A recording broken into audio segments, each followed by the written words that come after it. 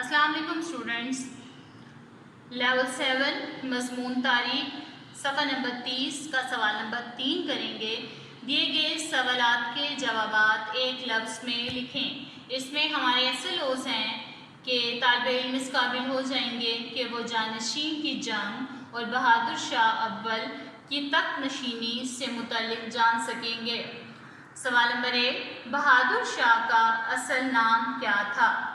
بہادر شاہ کا اصل نام قطب الدین محمد معظم تھا۔ سوال نمبر 2، بہادر شاہ اول کس کا بیٹا تھا؟ مغل بادشاہ اورنگزیب کا سب سے بڑا بیٹا بہادر شاہ اول تھا۔ سوال نمبر 3، اورنگزیب کی موت کب واقع ہوئی؟ اورنگزیب کی موت 1707 میں 49 سال حکمرانی کرنے کے بعد موت واقع ہوئی، یعنی کہ اورنگزیب کی موت 49 سال حکمرانی کرنے کے بعد ہوئی۔ سوال نمبر 4، اورنگزیب کا بیٹا اعظم کہاں کا گورنر تھا؟ اعظم گجرات کا گورنر تھا، یعنی کہ جو اورنگزیب کا بیٹا تھا وہ گجرات کا گورنر تھا۔ سوال نمبر 5، معظم نے اعظم کو کب اور کس مقام پر شکست دی؟ معظم نے اعظم کو 1707 میں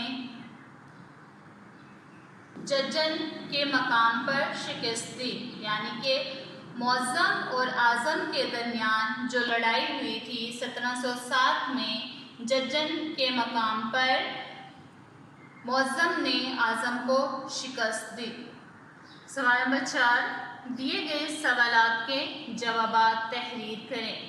اس میں ہمارے ایسے لوز ہیں کہ طالب علم اس قابل ہو جائیں گے کہ وہ جنگ آزادی اور پنجاب میں سکھوں کی خدمت کے بارے میں جان سکیں گے۔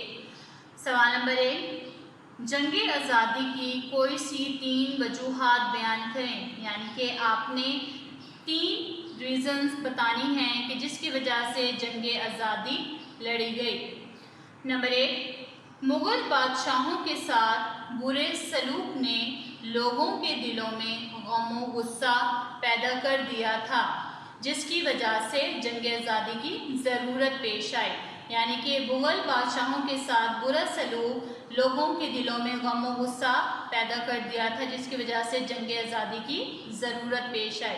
ایک اور وجہ یہ تھی کہ برطانیہ حکمرانوں نے فارسی زبان کو بدل کر انگریزی زبان کو سرکاری زبان قرار دے دیا تھا، جس کی وجہ سے جنگ آزادی کی ضرورت پیش آئی۔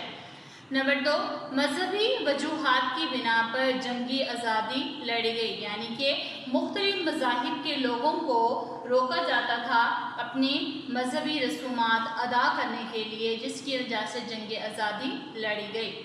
نمبر 3، برطانوی دور میں ہندوستانیوں کے ساتھ برا سلوک کیا جاتا تھا، یعنی کہ برطانیہ کے دور میں ہندوستانیوں کے ساتھ جو وہاں پر رہتے تھے ہندوستانی، ان کے ساتھ بہت برا سلوک کیا جاتا تھا، جس کی وجہ سے جنگ آزادی کی ضرورت پیش آئی۔ سوال نمبر 2، پنجاب میں سکھوں کی حکومت پر جامع مختصر نوٹ لکھیں۔ آپ کی کتاب کے صفحہ نمبر 48 پر ایک پیراگراف دیا گیا ہے، پنجاب میں سکھوں کی حکومت۔ سکھوں کے دور حکومت میں پنجاب کی حکومت یہ جیسے کہ ایک نقشے سے ظاہر ہے کہ پنجاب میں سکھوں کی کس طرح سے حکومت تھی۔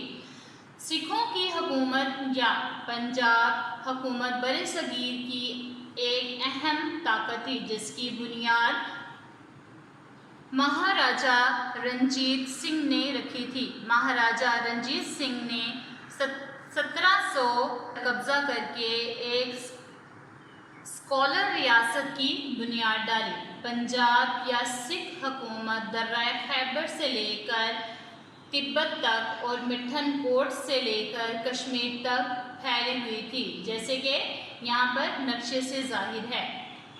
مہاراجہ رنجیت سنگھ نے لاہور پر قبضہ کر کے اپنی ریاست کی بنیاد ڈالی۔ اس نے بہت تیز رفتاری سے اپنی طاقت میں اضافہ کیا اور ایک رہنما سے مہاراجا کی شکل اختیار کر گیا۔ اس نے اپنی فوج کی جدید خطوط پر تربیت کی، فوجی تربیت کے جدید طریقوں پر عمل کرنے کے ساتھ ساتھ جدید ہتھیار اور توپ خانے کا استعمال کیا، یعنی کہ اس نے اپنی فوج کو بہت اسٹرانگ بنا لیا اور مختلف تربیت کی، جدید تربیت کی، جس میں جدید ہتھیار اور توپ خانے وغیرہ استعمال کرنے لگے۔ رنجیت سنگھ کی وفات کے بعد اندرونی تقسیم اور سیاسی بصیرت میں کوتاہیوں کی وجہ سے سکھ ریاست کمزور ہونا شروع ہو گئی، یعنی کہ جیسے ہی رنجیت سنگھ کی وفات ہوئی اس کی جو اندرونی تقسیم تھی اور سیاسی بصیرت یعنی کہ سیاسی جو دیکھ بھال تھی اس میں کوتاہیاں ہونا شروع ہو گئیں، جس کی وجہ سے اس کی ریاست کمزور ہونا شروع ہو گئی۔ آخر کار 1849 میں اینگلو سکھ جنگ کے بعد پنجاب انگریزوں کے قبضے میں چلا گیا۔ شکریہ۔